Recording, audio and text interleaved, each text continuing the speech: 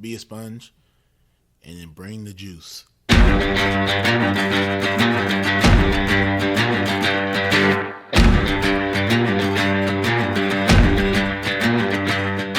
By focusing on your improvement, by focusing on your progress, and eliminating any fixed mindset that you may have and acts of perfectionism, then you encourage your own mastery. On some level, we do what we want to do 24 hours a day. Now, sometimes it may not seem like that, but if I'm choosing to work instead of sleep, what I'm actually saying is keeping my job is more important than sleeping. I'm tired of this. I'm tired of getting beat. What can I do to get over this hump? So mentally, that's when I kind of put that forefront, like, hey, it's either all or nothing. I like to put failure in quotations because I don't believe that failure is true failure if you're looking at it with the right mindset. The truth is, the journey to greatness is hard. It takes time, it takes effort, it takes focus, and every day you have to decide what you value, what you want to pursue, and what you want to achieve. And if you dig deep enough, if you push hard enough, we all have what it takes to be great. Welcome to the Edge of Greatness.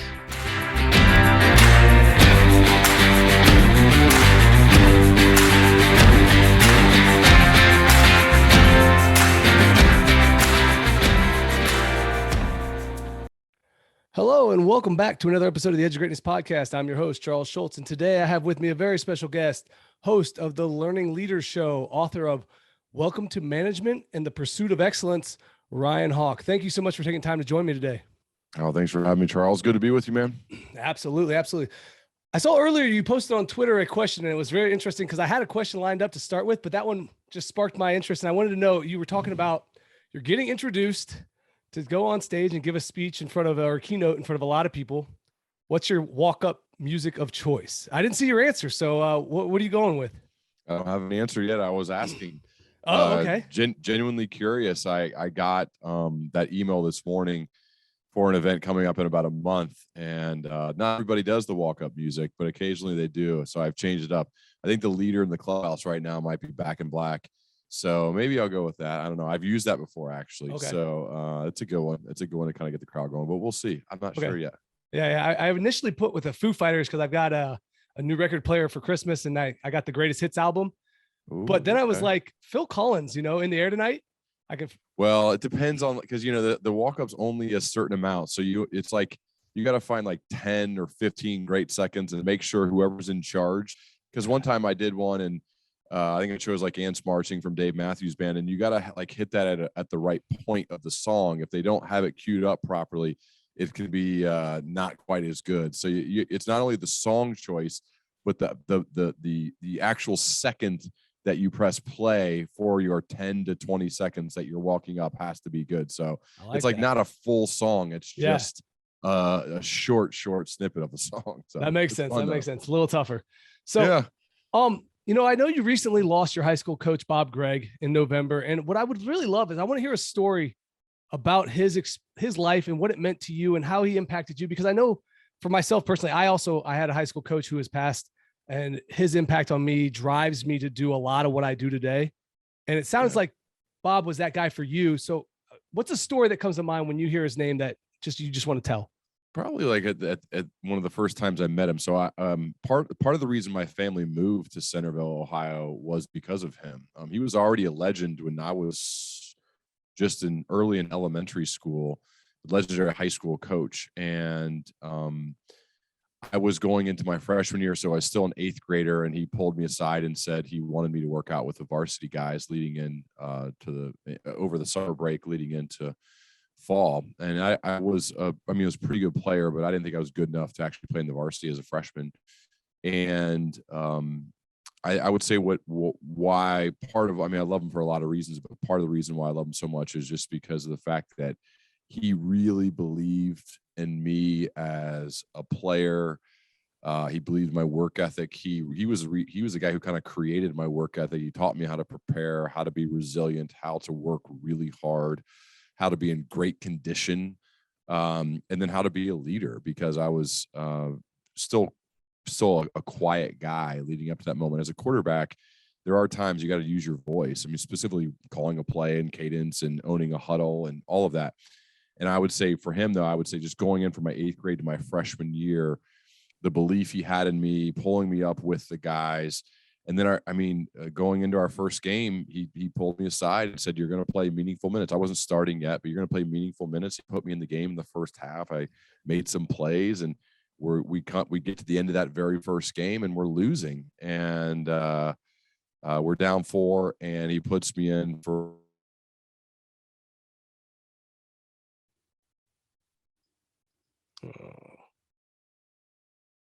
Ryan, I think I lost you there. weird years for a guy, the middle school kids. It's just odd, we're awkward, and you kind of grow up a little bit. And I went from being probably awkward, insecure, lacked confidence to kind of walking on top of the world. And that never really went away for the rest of my high school experience, including leading up to getting a college scholarship. So I'd say he's really the primary reason that all of those things happened. No, that's awesome. It sounds a lot like the impact in the story that, from my experience too, with my coach, he brought me in as an 8th grader. He talked to me, believed in me. He wanted me to move to shortstop from the outfield. I wasn't confident in myself to take on that responsibility. And I missed a little bit of your story. My internet cut out for a second there when you were talking about the drive at the end. You said you were going in with 4 minutes to go, and they were asking you to do some stuff, and it kind of cut out. Would you mind repeating that for me real quick? So towards the end, in the 4th quarter, the end of the game, we're losing. And he pulled me aside and put me in the game, and had this belief that I'd give us a chance to win. And ultimately we drove down the field, and they called a play action pass, and I executed the play and threw it to my slot receiver in the back of the end zone, and he caught the pass. His name's Neil Lobbs. He caught it, and it was a game-winning touchdown. And so I was saying, you go from this kind of awkward state of being a middle schooler, getting into high school, and it can be a weird time for people. And I had all the confidence in the world and kind of walked like I was a king from there on. And I needed that. I needed that belief. I needed that push. And that really helped me. And that then created momentum for a lot of good things to follow, especially sports wise, but those sports wise can impact your entire life. And so I would say that's what I remember most about him. I like the idea, and a part of that, it instilled the confidence in you to walk with your chest up a little bit, because I'm a big believer that we have to be confident in what we're pursuing. But I see a lot of people get scared of confidence. They think of it as arrogance. They think of it as cockiness. They get just like kind of persuaded to go another direction and be the quiet leader or the quiet executioner of their craft. How do we walk that fine line of confidence versus arrogance, and what was that like for you after that moment? I mean, think about people that you've chosen to follow in your life, like leaders that have made something happen. They have that. My dad has this great bit in some of his keynotes where he shows this big picture of Beyonce. Like, Beyonce's got it, right? She's got that confidence about her, that quality that, like, I would follow Beyonce.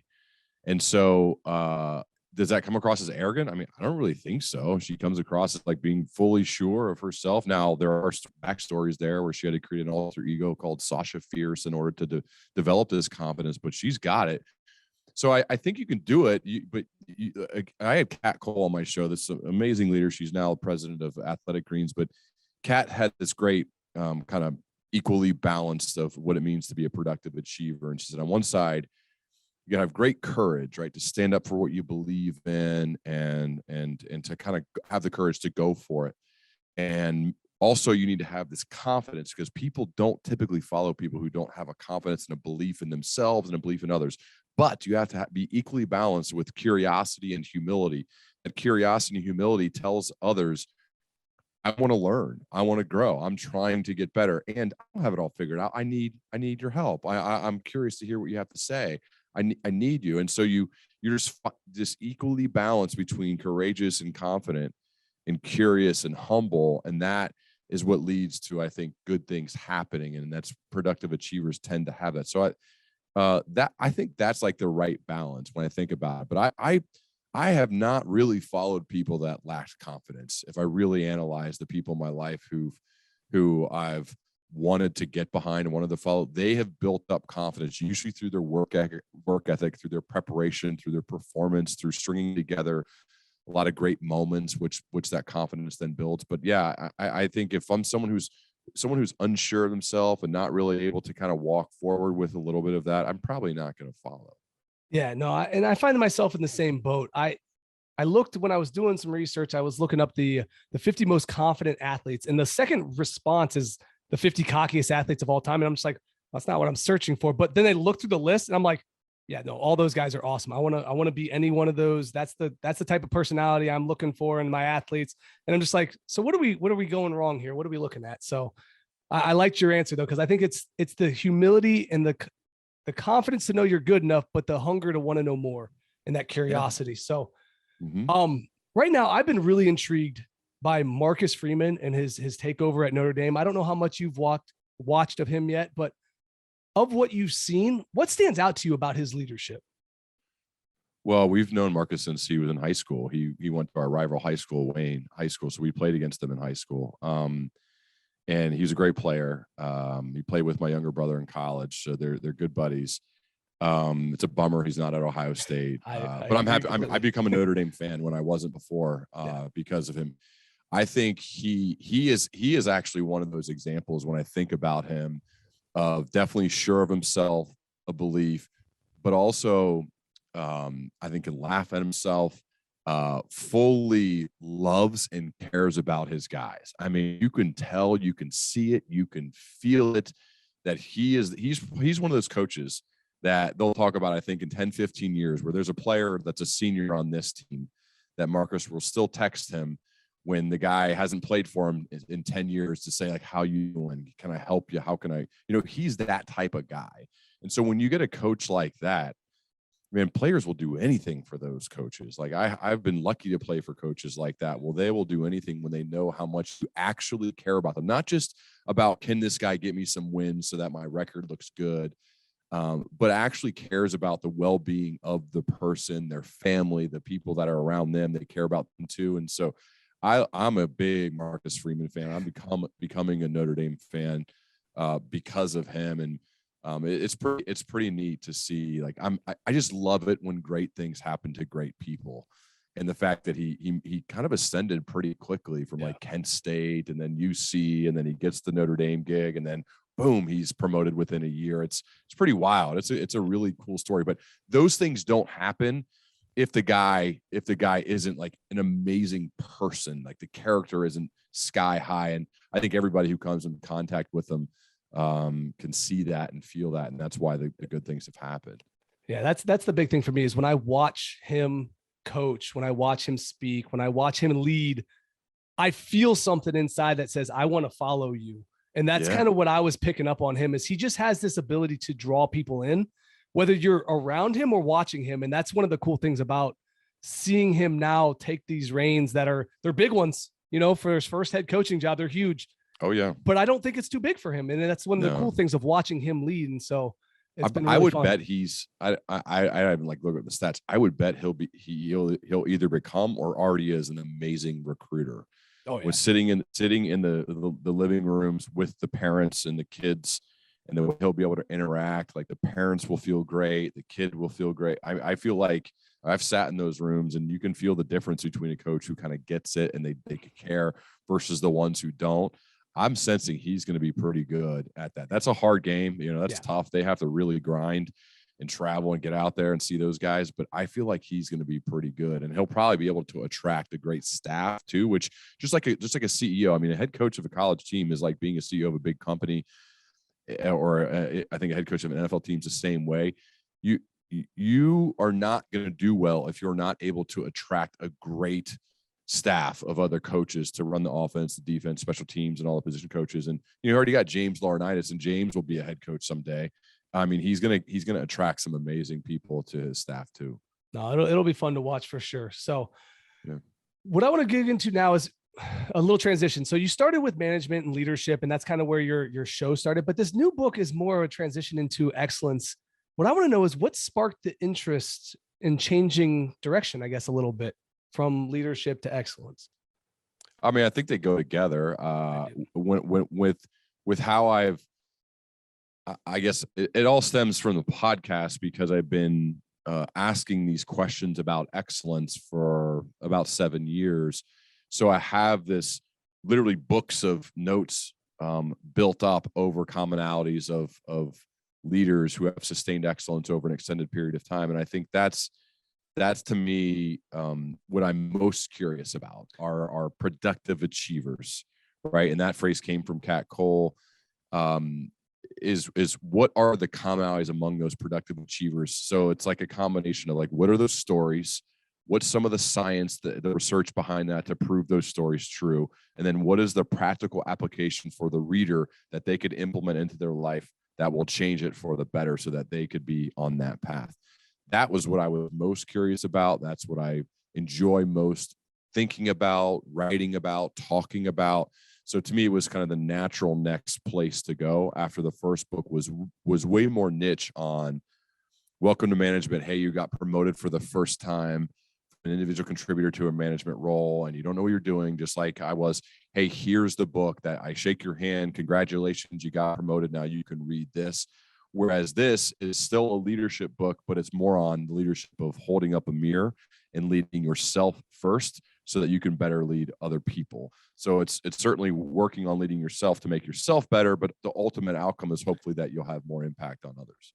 Yeah, no, and that's what I picked up when I was reading through it. Is it's about self-improvement to help you guide others to be in front of a room and say, look, I'm leading you because I belong here and I do these things to be great. Sure. And if I can help you get there, that's going to be part of it. So tell me a little bit more about success versus excellence, because I think a lot of times we tie them together, and I don't think you necessarily have to. And I'm curious where your thoughts are on that. I think the way I've defined it is success seems to be a comparison to others, whereas excellence, to me at least, is a comparison to my previous self. Am I going to be better tomorrow than I am today? And what am I doing to ensure that happens? I'm fine with the word success. I typically use, I just try, and as opposed to like, there's this slide I use, I learned from Phil Jones when he came on my show, like, do you want to be good? Do you want to be better? Or do you want to be the best? You know, you ask that question and naturally most people say, well, of course I want to be the best, man. And I get that, but I just want to be better. So my aim is for better. And I think excellence is that. I think excellence is aiming at being better. I think living a life of comparing yourself to other people, that success lifestyle, is a recipe for not feeling very good. I think I can feel good if I feel like I'm making progress, if I feel like I'm growing, if I feel like I'm getting better. And I'd like to feel good along the way. I don't want to live a life where I'm always just feeling bad, and every once in a while I can feel good because I hit some crazy goal or because I beat somebody else. I don't want to do that. I would rather be able to reflect regularly and say, am I getting better? Do my actions, my behaviors, what I'm actually doing each day, are they putting me on a path to have a trajectory like this, right? Slightly upward. That's what excellence is to me. So it's certainly having high standards, but really focusing more on leading yourself, on being better yourself, you know. And then if others make comparisons, it's okay. That's life. Like sometimes there are, like, especially we have a sports background. And so we do compare ourselves to other teams because you try to beat them. But ultimately, that's why I'm such a big fan of Bill Walsh's book, The Score Takes Care of Itself, because that's more along the lines of we're going to behave like champions for years, and we may end up being champions, but the score is going to take care of itself. We're really focused on us, on our team, on ourselves getting better each day. And if we do that, then we believe the results will take care of themselves. And so that's kind of my mentality and what I believe in when it comes to excellence versus success. So what it sounds like to me is you lean more into a process versus an outcome. Yeah, I think I have control over the process. I don't always have control over the outcome. And so I'm really just trying to focus on things that I have control over. And you know, again, if you focus on the outcome, yes, we do need to get results. Like I come from a sales background, and for 12 years in corporate America, I had a sales quota every single month. You know, I had to hit. So I get that, and I understood that goal, and I fought like crazy to get that goal. But if you really deconstructed how I got to that goal, they were my daily actions and the behaviors, those lead measures, as they might say in the 4 disciplines of execution. That's what ultimately led to achieving or exceeding the sales quota that I have. So I'm really just about like, what's the process? Like, what are the daily things that I need to do that are going to then hopefully lead to the results that would be nice to have. But I don't focus as much on the results as much as on like the daily actions of what it takes to get to that. Yeah, no, that makes sense, because I think a lot of times we do get stuck looking at outcomes that, like you said, we don't have control over. If something goes our way or doesn't go our way, or in sports, somebody might just do it better. You might have done everything you possibly could in that moment. They just did it better. And the outcome's not what you want, but you did your process. So you're getting better. You're moving in the right direction. But, you know, if you only look at the outcomes, it's a recipe for not a fun time, for sure. Yeah. And I want to try to enjoy this as we're going, you know, like I don't want to be like in misery all the time and only have like once in a while enjoy it. You know what I mean? I want to enjoy this as we go. I'll be a better husband. I'll be a better dad if I can enjoy this as I'm going, not just feel terrible all the time and then feel good every once in a while, you know, like right. I actively think about that. No, yeah, for sure. For sure. You mentioned in your book, singular focus is one of the big things for achieving excellence. What are some things that you do to eliminate the distractions that plague us in our everyday lives right now? Well, I mean, I think that I had a coach in college named Terry Hebner, late great Terry Hebner. He coached me at Miami University, and then he went to Indiana University, and I miss him. And he always said, have a plan, work the plan, and plan for the unexpected. And I remember that quote. He told us that every single day. And so when I think about focus, I think about having a plan, and I think about working that plan, and think about knowing that there will be unexpected things that happen. So I'm big on using calendar. I am a big routine and ritual guy. I'm a big morning guy. I have a family. I need to ensure that I am there as a husband and as a dad, but I also have a lot of work to do. So that's why we try to do our best to coordinate our lives so that I can wake up early and do what I need to do. I need to take care of my body. And I need to really have a plan for the day and not just let the day happen to me. I try to happen to the day. So that's in blocking big times to be creative. There's this great Paul Graham article about makers versus managers. And I try to build a maker's schedule. I wrote about this in Welcome to Management, but I try to think about having a maker's schedule most days, which are large chunks of time, uninterrupted, so I can do the creative work I need to do, whether that's preparing for a podcast, writing a book, building a curriculum that I'm working with for a company, getting ready for a speech, those types of things. So you can't have a maker schedule if you're constantly having meetings all the time. So I try to be really intentional about my maker schedule. That's a part of my life now. It didn't used to be when I was in corporate America. It wasn't like that at all. I didn't really like that. But that's kind of that world for most of those leadership jobs.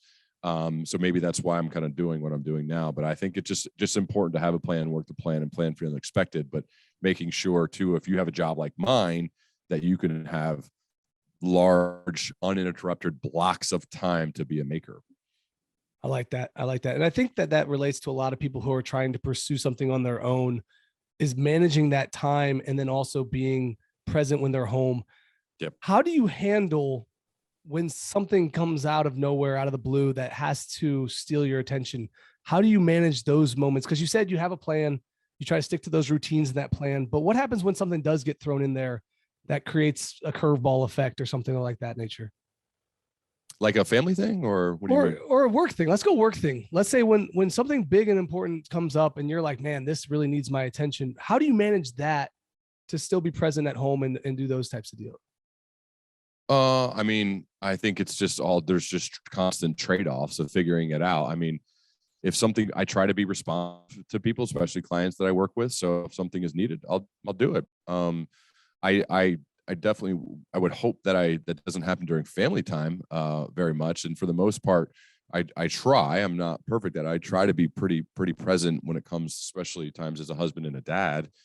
But things come up from time to time, and given the fact that like I've been fortunate to create a pretty cool work setup for myself yes, there are times when you got to go, you got to do something. But for the most part, I'm able to kind of block the time at soccer practice, volleyball practice, basketball games, whatever, for the most part, and then handle that when I get done. The other thing I found too is I've just been, I think maybe the pandemic helped with this. You're almost able to be more honest about these things with people. Like, I'm with my kids, I'm with my wife, or you don't say anything and you tell them that after the fact that that's why there was a delay. And people are like, oh yeah. I mean, for the most part, I feel like we've gotten better. I try to be understanding for the same way. And it seems like maybe this is one of the good things that come out of it is that you see more of like the real life of people, and people seem to be a little bit more understanding with things. And I like that. Yeah, no. And the reason I was asking is because that's one of the challenges for me. I have a gym. I'm trying to do the podcast. I'm trying to do a bunch of different hats. And sometimes I find myself not being present at home. And it's a frustrating thing for me because I realize it. And then I'm like, all right, I got to shut things down, got to turn things off. So I was curious as how you manage those moments and how you turn. Are you doing, like, do you feel like you have too many things on your plate though? I don't know. I don't, because I do feel like I have time. I just don't know if I have I'm not good at turning it off yet. Yeah. That's my hardest thing is because my brain gets focused on what I'm trying to accomplish. Yeah. I carry that thought with me instead of going, okay, I'm at a stopping point. I can come back tomorrow. It'll be there. It's not going anywhere. I'm not going to solve it today anyway. Turn it off. And that's my hardest thing is just turning it off and letting it go. I feel you on that. I definitely, I think I understand that feeling. I have that too. I think if you're trying to like do something big, like that's probably more normal. Okay. Like. I don't know. Well, that makes me feel a little better then. I don't know. Yeah, no, that's the hardest thing for me is I'll have an idea, it'll pop into my head, and then I'll find myself looking at my laptop or getting on my phone, and I'm like, dude, stop, put that away. It's time for this, it's time for that, whatever it may be. So, you mentioned in your book, you talk about a story about Billy Joel and his process. What I want to know is what is your process like on a daily basis for accomplishing the things you want to do? I mean, it depends on the day. So is there a specific task you're thinking about, or just like in general? Or when it comes to creating, stories, is a cool story about him writing songs, but more for you writing. Like when you're trying to create something with your writing, what's your process? Yeah. So I'll usually have during book writing time, there'll be 2 different times during a day that will be blocked to write. One of them is right when I wake up, like shortly after drinking water and stretching. So, I like to have a little bit of movement, feel like I'm loose, a little bit of hydration, and then go. And I wake up early, so it's very quiet. It's nice light candles and kind of set like a stage of let me like bundle up even in a blanket. I'm sitting there with my laptop and I'll write for between like 30 and 45 minutes. Not a long time, but 30, 45 minutes, and I go work out. So that's part. And then I try to block another portion of the day at minimum like 90 minutes or so. That the only rule is you don't have to write, but you can't do anything else, right? So I've learned this from other writers where they say like, look, you don't have to write, but you're not allowed to do anything else. So you sit there and do your best to be prepared so that it can be a productive session, even though it might not necessarily be that every day. And kind of set those almost guardrails for yourself to say, this is what I'm going to do. I'm also an end in the middle of a sentence type of a writer, which again, I learned from other writers that I've read about, which is instead of starting with a blank page each day, start in the middle of a story, start in the middle of a sentence, start at minimum with bullet points and notes from the day before. Because once I make a commitment, so in this case, I committed to McGraw-Hill, we signed a book deal. As soon as that was done, and part of the book proposal is you have to write sample chapters and you have a whole outline. So it's not like you're writing from scratch when you get a deal. But from that moment on, every day forward, my commitment was I'm not going to miss. So, and that included Christmas holidays, about with COVID, no matter what, you're just not going to miss. And I set a very low goal, and that low goal is 100 words a day.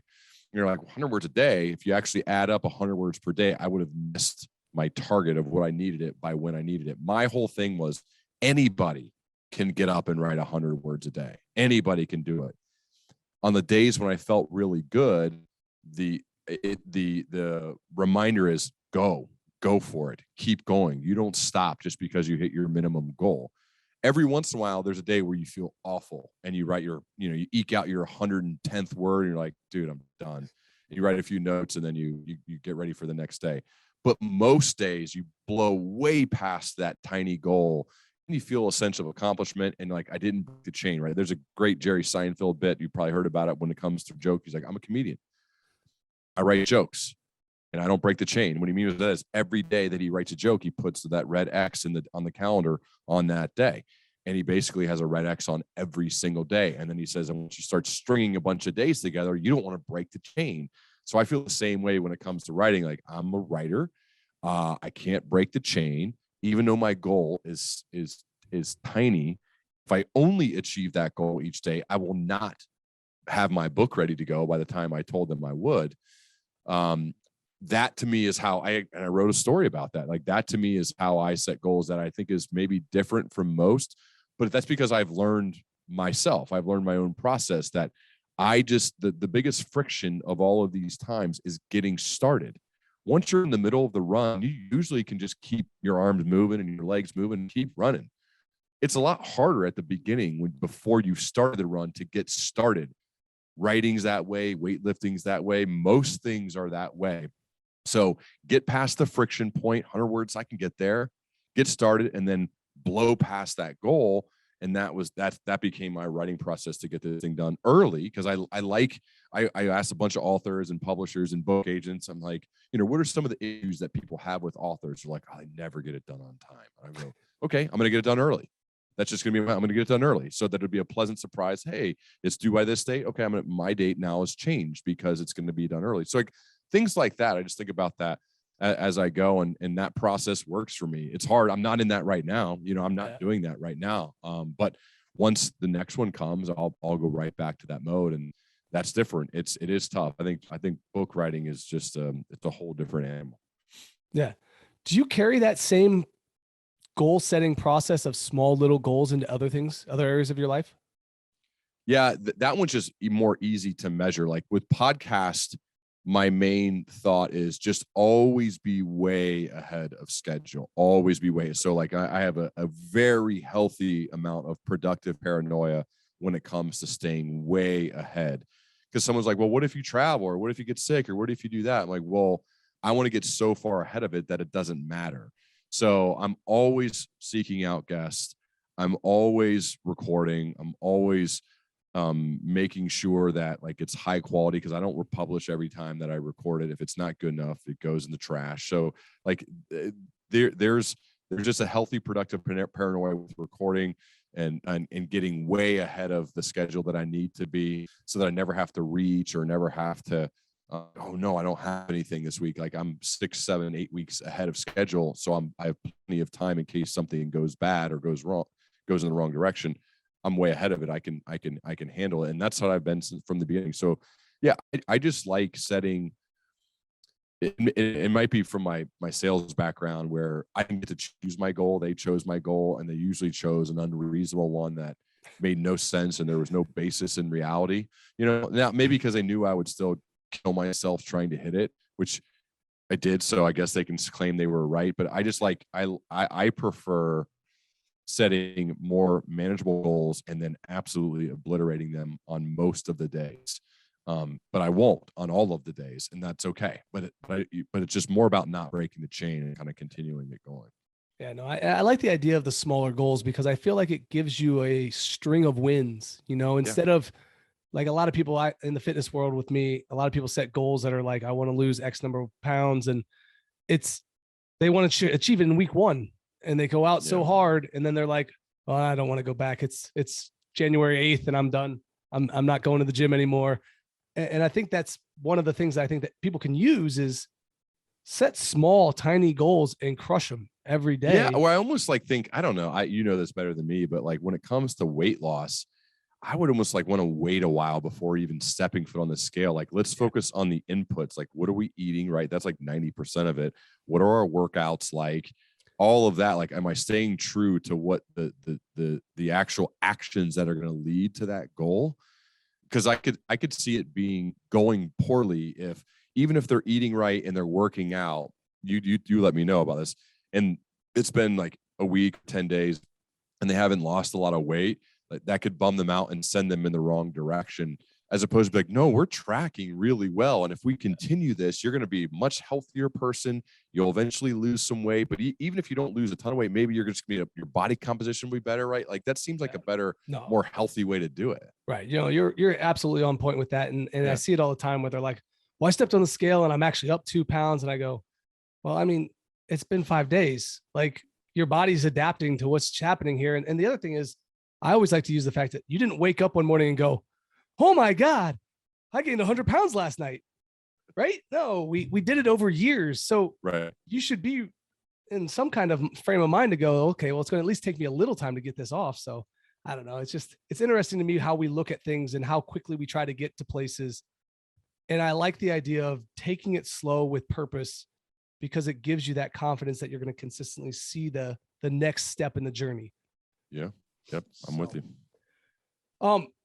Another story in your book, I'm just going to dive into this a little bit more here, is the one with Edison and Ford. And I never knew they were friends. I think that's very interesting to me that they were friends, and that I believe you said it was Edison that pushed Ford to go and start his own thing, correct? And be like, you need to go do this. They actually ended up getting vacation houses close to each other in Florida later on. Henry Ford talked about the fact that Edison's belief in him when he said like that's the thing, man, your son, you've got it, like keep going. And it just shows you, I tell a Tyler Cowan story there too about just believing in people. And this also relates to Coach Greg and Coach Ron Ullery, my the two high school coaches that have meant so much to me. Is sometimes, like, as leaders, we don't necessarily realize the weight of our words. And it's worth it to pause for a second and think about the fact that sometimes you saying something as little as that is like, I believe in you, like you've got it, you can do this. That could propel somebody to perform at a level that they didn't think was possible. What an amazing power. And shouldn't we as leaders strive to use that power for good? And I don't know if Edison was thinking about that when he said that to Henry Ford, but I love the story because, one, I urge people to try to find their Edisons, or try to find the Edisons in life that help push them, but also be Edisons for others, right? Especially if you find yourself in these powerful positions, let's use that power for good. And so I think it's good to have that on both sides. Somebody who's can push you and believes in you and makes you a believer, as well as then you be that for others. And it's not an arrogance thing to realize that your word carries weight. In fact, I think it's an awareness thing. And the best leaders that I've talked to, a number of CEOs, and I hate it when a CEO acts like they don't have power or they don't have, like, their word doesn't matter. I'm like, no, it matters a ton. In fact, people are really paying attention to what you say. And as CEOs, you've got, and this goes for like any leadership job. So even if you're a mid-level manager, but we've got to be very aware of the weight of your word, and let's use that for good. Let's use it for good. Power is not a bad thing. Like if used well, it can be an amazing thing. You can make a big difference. So that's why I like the Edison and Ford story, because whether he realized it or not, the weight of his words made a big difference in Henry Ford's life. Yeah, no. And you mentioned a couple of times that who the Edisons are on your journey. And so we've talked about a few of them here today. Have you had the opportunity to be the Edison for somebody else's journey yet? I mean, I try to be. I like the thought of being a talent scout. You know, my friend Jason Gaynard calls himself that, and he is. But I like the thought of seeing potential in people and really pushing them and really telling them about the potential I see and why, like what it is about them that I see in them. So I try to be, even if my word doesn't have any weight, like I'll still try to say it because maybe it'll help them. So yeah, I think we all should think about that. The Tyler Cowan story I was referencing is the fact that he's a college professor, and I've had him on my show, and he says there will be students sometimes that will apply to go to get a master's degree in whatever subject, doesn't matter. And he will go to them and say, you're going to skip the master's degree and go straight to get a PhD. And they're like, what? I didn't even know that was possible. He goes, sure, it's possible. You're going to do it. And it's changed the trajectory of these kids' lives because he's shown this belief. He's told them that they're going to do something that they didn't even think was possible, and then they go and do it. And I think, like, think about the people in your life as you're scanning around and looking for those that, who can you be that for, where they're going to go for a master's, but you believe, you know what, you're going to go for the PhD, or you're going to push them a little bit like that. Sometimes they need a nudge. Sometimes they need some of that belief. Like, we all kind of, it's nice for all of us to do that. I remember there's some of these keynote speakers who are older than me and been around for a while. And early on, maybe a year or two ago, and we talk about like how much you charge. And, you know, they're saying these prices that I think are crazy. They're like, no, they're not. Next time you get a call and say that. I was like, there's no way I can do that. Like, sure you can. Sure you can, you know, and then they kind of give you some of the courage to do it. And then you do it and it works. And then you're like, whoa, my gosh, that person just changed my life. So I think that's like a cool thing to think about, again, from both sides, both being that for others and hopefully having those in your life who can be that for you. Yeah, no. And I love that story, as far as like, oh, I charge this. And you're like, what? Get out of here. That's not even a real thing, is it? And because when I think of people taking the journey towards excellence, towards greatness, trying to become something with themselves, nobody does it alone. We all have teams. We all have people who support us. We all have motivators and inspirational people and things of that nature that change the trajectory of our journey. And I always hear people say, well, I got to do this by myself. And I was like, why? Like you have so many other options. Like, lean into the people around you and then be there for those that show up along your journey to help them the same. And I love that story of communicating with the keynote speakers and how that affected your trajectory, because I think that's such a valuable piece. So, yeah. Well, I mean, I think I wrote this in the acknowledgement section, but like, nobody in the world is self-made. Like, the term self-made billionaire is a lie. There's no doubt that people have come from a poor background and then become a billionaire. I know that's happened, but everybody is community made. Everybody is, especially people who have done that. They've done it with the help of a lot of people, probably a little bit of luck, a ton of hard work, and their community, however you define that community. But or as Jim Collins would tell me, they're those people they're surrounded by. Now, maybe they've done a great job of surrounding themselves by amazing people, and they deserve credit for that. But nobody's self-made. Nobody. Literally, there's not a single self-made billionaire or self-made person in the world. We're all community made. It's just who is the community that you want to surround yourself with. And I think that's the thing to think about if you really want to have your trajectory go like this steady incline. I think who you surround yourself with is basically going to be the greatest determining factor in your long-term performance, I believe, is the people you choose to surround yourself with. No, I 100% agree with that. Like, you're going to be the product of the people you spend the most time with. You're going to take things from those people. You should always try to level up the people you're around with, so that way you're constantly getting pushed.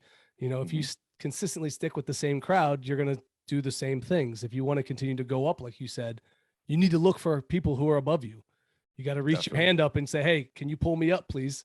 You know, I'm down here. I want to get where you're at. Let me join the party. And I think that's a big part of it. So one of the things that really stands out when I listen to your podcast is the preparation that you have. And I think it's one of the most incredible things. I was talking to somebody the other day about that, and it just inspires me to know, what do you do on a regular basis to get so prepared? Because I feel like you know so much about your guests that I looked at it and I go, I don't know how you ever like have time for anything else. Like, it's an incredible thing. It really is. So tell me a little bit about that process for you. Bring people on. It starts with the fact that I don't have guests on my show that I'm not incredibly curious about. Okay. So the prep process is a lot easier when you're genuinely curious about the person. So I enjoy that process a lot. I love the process of getting ready for a talk, of figuring out which direction we're going to go, where should I start, you know, how should I end, what might they say, thinking about that. And so part of this, Jim Collins said this on the second time I had him on. We talked about the amazing football coaches is that they build these like giant play cards before they get ready for a game. But part of what the great ones are able to do is they almost don't even need the play card. Like the process of putting it together then just lets them let it fly on game day. And I think the same could be true for an interview. Is I do so much of the prep in order to just let it fly when we go. And I tell them before every interview, I'm going to try really hard to be a good listener. And my follow-up questions should be light years better than my initial questions. And if they're not, then I will have failed. So I tell them like that. I am actively trying to do that.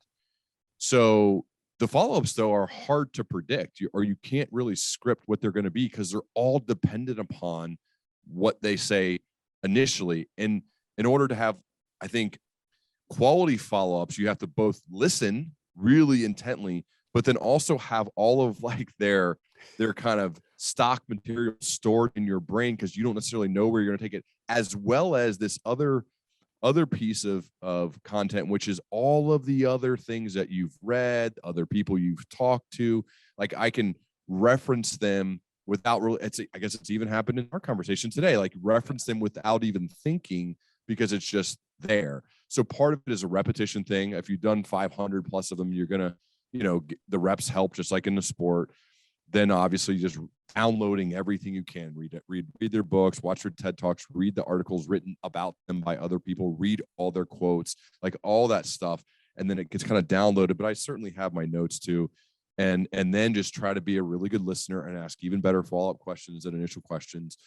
And that seems to go well. And it's just so fun, man. I mean, I'm sure you feel the same way. Like it's the coolest thing ever to be able to have a long form conversation with a person you're fascinated by. And so that's why it's really important to me that, when I'm pitched guests and stuff, if I'm not really curious about them, I'm not going to do it because I won't do the prep and then I won't be good. So I'm not good enough just to be like, oh yeah, I'll just have some random on that I'm not curious about because I won't do the prep. And if I don't prep, then it's probably not going to go well.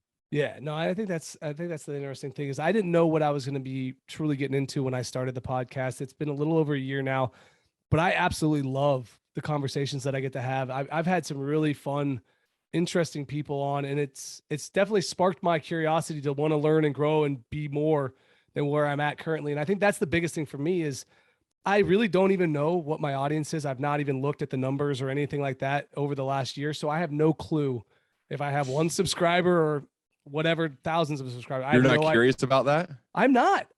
Because I've enjoyed the conversation so much that I hope people are listening. I absolutely do. But I don't necessarily care if anyone's really listening outside of the fact that I get to grow as a leader, as a person, as a business owner. And that's the part for me that I've really enjoyed. So maybe someday I will get curious and actually look, but I honestly don't even know where to start. So I'm curious, what made you start it? Honestly, the pandemic. I needed something to do. And I was like, I want to continue to grow. I just finished my master's in coaching probably a year before that. And I'm like, what's the next level? What's the next thing? And I listened to a few podcasts and I go, these guys get to talk to some pretty awesome people. Mm-hmm. I want to do that. So how do I get that to happen? So, and it started with just, I'll tell you, dude, I think like the good thing about that is sometimes people, I think if they start them for the wrong reasons, can run into trouble. Like someone will say, hey, I'm trying to get more keynote speeches, or I'm trying to get clients for X business. And so this is a good marketing arm. And I guess that can work. It can work, but I have my concerns. I think the way you're viewing it is the way that then the score, whatever that is, could take care of itself, because the win, I'm guessing for you, this is a win for me. The win for you seems like it's just what we're doing right now. Yeah. The reward for great work is that you get to do more of it, right? Mm-hmm. More of the thing that you love. If that's the win, I think you're on the right track. And then the other things could take care of themselves. If you're worried about like numbers or worried about whatever, the getting business out of it, it may get too frustrating if that doesn't come. So if the reward is the actual act of doing it, I think it gives you a better chance for things to go well. Just my opinion, but yeah. I've found that to be the case. And that's what I've felt so far is it's a lot easier for me to show up every day to try to find time to make this happen. Cause like I mentioned earlier, I'm trying to juggle a lot of things. It'd be very easy for this to become overwhelming and be too much. But if anything, this gives me energy. This excites me. When I'm done, I usually feel pretty good about like the rest of my day is usually a lot more energized because I feel like, man, I got all this cool information that I just downloaded to myself from these people that are interesting. And it's just, I don't know, it's been a lot of fun getting to do that. So I love to hear that. How many have you done so far? Yours will be, I want to say number 88. In a year? No, it's a little over a year now. I did 70 last year. Nice, dude. Yeah, That's awesome. So dude, that's cool. What are like some of the things that you thought at the beginning that now that whatever 70, 80 have passed that have changed? Like, what are some things you changed your mind about, or what that you've learned that you think differently about? So one of the big things is the preparation piece. I went into it initially without a whole lot of preparation, maybe a handful of questions, and I would try to intensely listen and follow up, but I would find myself losing where I wanted to go next because I didn't have enough stuff. Yeah. But now I feel like I've become a better listener. I feel like I've worked hard to try to create better follow-ups, and whether or not they're, I guess, in line totally with what the person I'm talking to has done, they're at least interesting enough to continue the story, I guess, you know? So yeah. I don't know. I really like the follow-up question thing because you were talking about the follow-up's the key. And I agree. The initial question is always going to be close enough to something they've already been asked 100 times that you're going to get a part of an answer that they've said a bunch. And the real interesting thing for me is when you can get that question and they go, I'm not sure. Wait, I've never been asked that. Or those are the things for me that really spark, like gets me amped up when I can get a person to go, well, that's a different thought. Or I've never been asked that, or something along those lines. Those are the wins for me. That's cool, dude. It's really neat to see like that. You could tell how much you enjoy the act of doing the thing as opposed to trying to get whatever else that comes from it. Again, I just think it's neat to see that. Well, I appreciate that because it is a lot of fun, and I've absolutely enjoyed this conversation. As we wind down, I do have one more question I want to ask, and it's about your preparation. I know you mentioned that you try to find interesting stories about your guests, and sometimes you'll reach out to friends and ask them things. What is the most like interesting or outrageous thing that you've gotten where you're like, oh my God, that's going to be such a great question? Is there something that comes to mind when you think about that? I mean, the first one is things I've talked about a little bit, but that's when Ozan Varal is a rocket scientist and Shane Snow is a mutual friend. So Shane had said, ask Ozan why he literally rents movies from Netflix on DVD.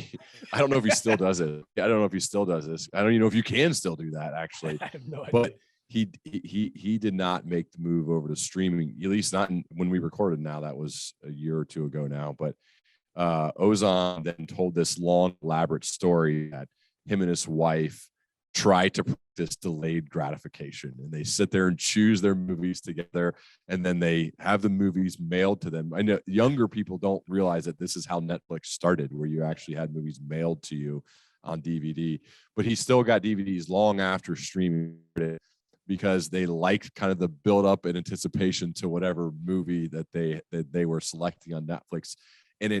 And when Shane sent me that note and said, ask about it, like, it's funny, it ended up turning into like a really cool story that we focused on the benefits of delayed gratification and how that can help you in your career and in your life if you're able to kind of do hard things and delay gratification and not need it now. And so what came from this like weird kind of okay, I'll go for it, I guess, actually turned into a really highlight moment on the podcast that he obviously had a big smile. He had never talked about it before publicly. And so that's why, if possible, and there are mutual friends involved, I will say, what is something interesting about them that I can't find on the internet? Because a lot of people, you can find just about everything about them on the internet. And it does elicit some questions. Every once in a while, someone's like, oh, dude, I don't know. Everything's out there. But every once in a while, you'll get some good stuff like hey, ask him why he gets his Netflix movies in the mail as opposed to streaming. And then you get this kind of cool moment on the show. I love that story. I think that's fantastic. And I do like the idea of getting your guests to smile. Like, I feel like when you hit that question and they just go, oh, All right. Yeah. And you can see the thought of the response coming up, and they're enjoying the thought of it. I think there's a real win when you do that. Too like he was promoting a book. A lot of these, people who go on shows, they kind of wait until they have a book to promote. Not everybody, but a lot of them do. So when you're doing that, then you're doing 20, 30, 40, 50 podcasts. I mean, it does, you find yourself saying the same things. So it's nice to be like, oh, we're going to go over here where we're going to talk about something we haven't talked about ever. It's kind of fun for them, and you can feel that. So that's why, like, my process always, if somebody's promoting a book, is always, not always, almost always, to start with the acknowledgments, because there's a lot of love in the acknowledgement sections of books. Just, you'll find the names, and then you bring up the names, right? Just like you brought up Coach Greg, there's a lot of love in the acknowledgement sections of books, and you may find stories that haven't been told before. And so setting the tone that this is going to be a conversation where it's going to start with love, I found to be pretty fun, pretty enjoyable, because I did that with Admiral McRae. He's this tough admiral who's leading the Bin Laden raid, and we're talking about love to start that conversation. And from there, we took off. So those are things too, when it comes to these conversations, of little things you've picked up along the way that can change the feel of the conversation. You could actually build a real relationship with the person well beyond just a podcast. And that can be pretty cool, because I started my podcast as a form of a leadership PhD program where I was going to interview my heroes. Well, isn't it cool to meet your heroes? They exceed your expectations, and then you build a relationship with them. It's amazing. So I think that's part of the fun part as well. No, I love that. And so what I want to finish up with is I want to be respectful of your time. I want to give you a chance to plug your new book, because I know it is coming out here. What is it? April? Is that right? January 26th. Oh, yours is January. I'm sorry. So yours is coming up real soon. So I want to hear what you got going on with that, and then where my listeners can follow what you're doing next. Yeah. The book, my next book is, my first book is called Welcome to Management. My next book, which comes out January 25th, I'm not sure when it's going to drop, but it's called The Pursuit of Excellence: The Uncommon Behaviors of Productive Achievers. It spans decades worth of work, and definitely hundreds and hundreds of interviews I've done on my podcast, The Learning Leader Show. My podcast has been going now for 7 years, and it's my favorite thing in the world to do. You can find that wherever you listen to podcasts, but the home base for everything is learningleader.com. That's where kind of books, everything I do, podcast is all at learningleader.com. And if you just want to listen to podcasts, you just go on whatever podcast player you use and search Ryan Hawk or Learning Leader, and it'll be there. Perfect. I will put that in the show notes. And I thoroughly enjoyed The Pursuit of Excellence. So those of you listening, get your hands on it. It's a game changer, in my opinion. It's a lot of really good stuff in there. So thank you so much for taking time and joining me today. It's been an absolute pleasure. I appreciate it, Charles. Thanks for having me, man. Absolutely. As always, guys, keep reaching for the stars. Fall flat on your face, but remember, whenever we fall, always get up. Thank you for joining us today on the Edge of Greatness podcast. If you haven't yet, please take a minute now to subscribe and review our show. Join us again next week as we continue to dig deeper into the key components of greatness. The path to greatness is never linear, so remember to keep pursuing greatness no matter what. Keep stretching your abilities, reach for the stars, and fall flat on your face. But remember, no matter what happens, whenever we fall, always get up. Until next time, I'm Charles Schultz, and this was the Edge of Greatness podcast.